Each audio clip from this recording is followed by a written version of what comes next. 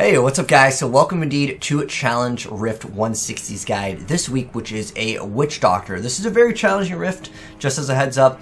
But anyways, here's what we're working with in terms of the build. So it's got the two pieces of Guild, so we get some bonus damage and some damage reduction. We've got the Helltooth set as well. It's got a lot of subpar optimization on the pieces of gear, but it does have a lot of survivability. The main problem with this build is the damage is really lacking over here because we've got a Gem of Ease. But in terms of the build and the playstyle of it, let me go ahead and go over that real quick as far as the skills go. Pretty much, this is one of the rifts where you're going to be able to activate all of your skills, and you're going to need to do it if you want to complete it on time, as they don't really give you that much time to complete this rift because the build simply doesn't do that much damage. So how the Helltooth set works, for any of you guys that haven't played it, it's basically a damage dealer that deals damage after something is procced. So our proc is going to be this necrosis when enemies are hit by a certain skill. In our case, it's going to be the Wall of Death. So this is how much damage our Grasp of the Dead deals. If we go ahead and apply that necrosis, you'll see that things start melting much faster. So you want to keep up that Wall of Death and apply that necrosis over and over again.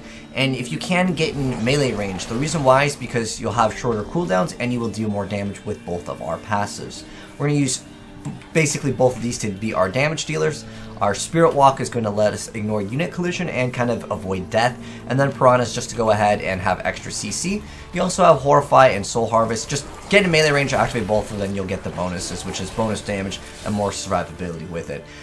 This is a very challenging rift. I know I'm saying it several times, but it is one of the more difficult ones that we've gotten in quite some time. But anyways, let's go ahead and go over the run to complete it. Alright, hopping right in, immediately activate your Spirit Walk to get some additional movement speed over here. And then pretty much just activate all your buffs, and you'll be good to go. Make sure the buff from the Wall of Death is up at all times. You'll see it in our little hotbar, because if that goes down, you're going to be taking more damage and dealing less damage for the most part. The rift is very hard. You're going to be really right on the timer for being able to complete it on like a very fast time. So if your time is not the fastest, don't worry, there's very few people that have like good times with this one. We're going to actually skip out on most of the trash because it's just more valuable to hunt the elites. Plus we're coming up to a nice little channeling pylon that will give us the ability to go ahead and activate the Piranha a little bit more frequently. Don't worry about not killing the non-elites for this. Pretty much just elite hunting. So we got a channeling pylon, and we have another pylon coming up very soon, which will be a speed pylon. So with this build, you're actually activating pretty much all your abilities. It's kind of rare that we see this in a challenge rift where you have to actually use every single one of your skills. But pretty much stay as close as you can to the enemies, because you do have that bonus damage from one of the passives. But you can see the build just lacks damage a lot. Even though it does have Echoing Fury, sometimes when there's not anything to kill because you're unable to kill things fast enough, it's hard to have that up like 100% of the time. And we're coming up to another 2 elite packs over here. There's 1 and 2. There we go. Get that Piranha NATO. And we'll get the speed pylon very soon. Watch out for those arcanes. If you happen to get like jailered, you can really get melted super fast.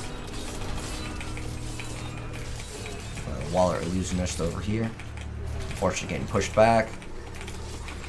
But if you do happen to get jailered or stuck in a situation, use your Spirit Walk so you can avoid damage. The build isn't squishy, it's just more so that the damage is just non-existent with this build. It's like ZDPS.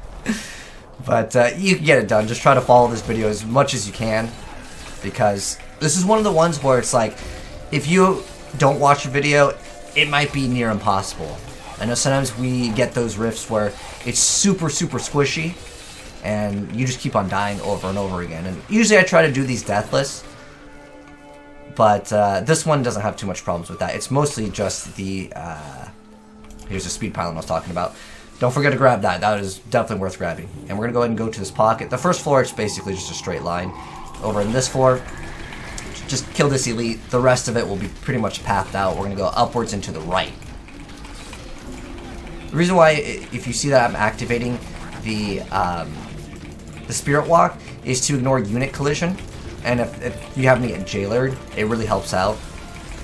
There's also the seasonal buff, so you could get a little bit of RNG with this one, for sure, in terms of like best time, but this is one of those where I think a lot of people won't be interested in trying to speedrun because it's so dang difficult to even complete it like normally.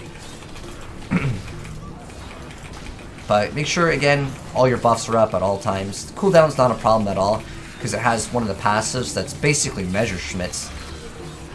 As long as you are within a close range, that is. But if you need to kill some smaller monsters, you can go ahead and throw on the grasp towards the side, and you'll be a-okay. Pretty much just going to go upwards, and once again, elite hunt when we can. And we're going to go to the next floor after this last elite over here. The next floor is the best floor. It's got a conduit, it's got a power pylon as well, so massive amounts of damage. And that's where you're going to get most of your things done, is from that one. Remember, you can throw your grasp kind of far away, and you can eliminate some of the smaller enemies. Once you get the conduit, it's pretty simple. There's an elite, we'll kind of come back for it if we need to. Like I said, just throw some of them far away, just so you can kill the smaller monsters, so you can upkeep your frenzy charges. And like I said, we'll go ahead and come back and get this guy over here. Remember, get closer to the enemies because you do get that bonus damage. We'll get this one down real soon. There's the last elite pack over here that we'll be eliminating. Ideally, if you can get the boss to spawn in when you still happen to have these, like the power pylon, that would be ideal. If we didn't get one in our case, the boss is going to take forever to kill now, unless we get really lucky with this snowball over here, which, yeah, seasonal buff. A little bit underwhelming sometimes on a boss because you have no control over where it goes. Make sure you do kill the little flies that Saxtress does summon. The reason why is because you can get your Echoing Fury to proc, and you want to try to get that up as much as possible. Because more attack speed equals more damage, well, potentially. Hopefully we can get the tornado to hit him just a little bit. Activate the tornado, keep up our buff so we can face tank most of it. And surprisingly, like, even though the timer is like right there, we'll still end up getting like top 1000 easily with this, because it's just one of those difficult ones. It really requires you to kind of get lucky, I would say, with the seasonal buff, as well as just getting lucky with the shielding if you're really looking to min-max the timer. But we're really tight on time. Most of the people that are completing this are very tight on time as well.